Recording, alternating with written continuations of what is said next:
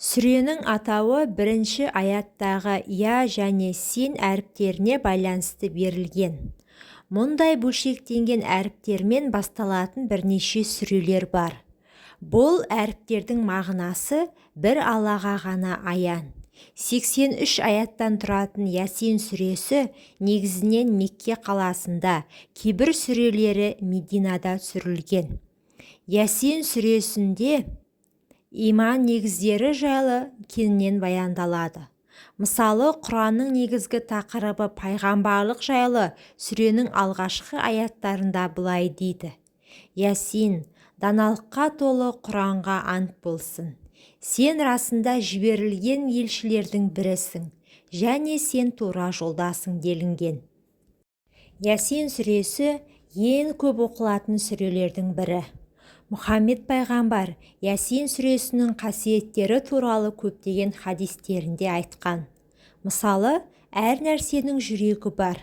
Құранның жүрегі Ясин сүресі. Ясин Құранның жүрегі.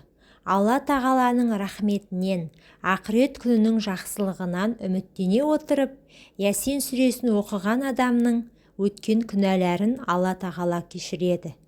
Қайтыс болған адамдарың үшін Ясин сүресін оқыңыздар.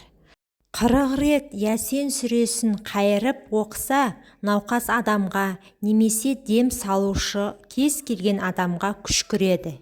Ясин Мұхаммед пайғамбар есімдерінің бірі. Ясин сүресінің пайдалары. Хадис шәрифте былай делінген: Құран кәрімде бір сүре бар. Оған Алла дәрежесінде азима делінеді.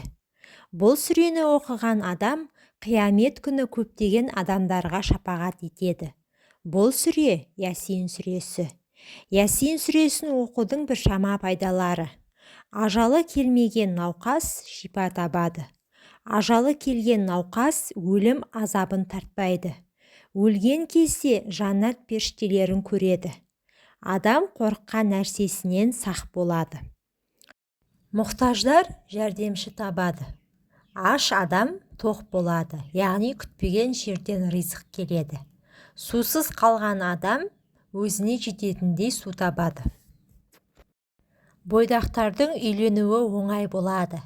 Киімі болмаған адам киім табады. Жоғалған нәрсе табылады. Бірақ осыған ниет етіп және сеніп оқу керек. Ясин сүресін үйіңізге қосып қойыңыз. Үйіңіз шаттық пен берекеге толады.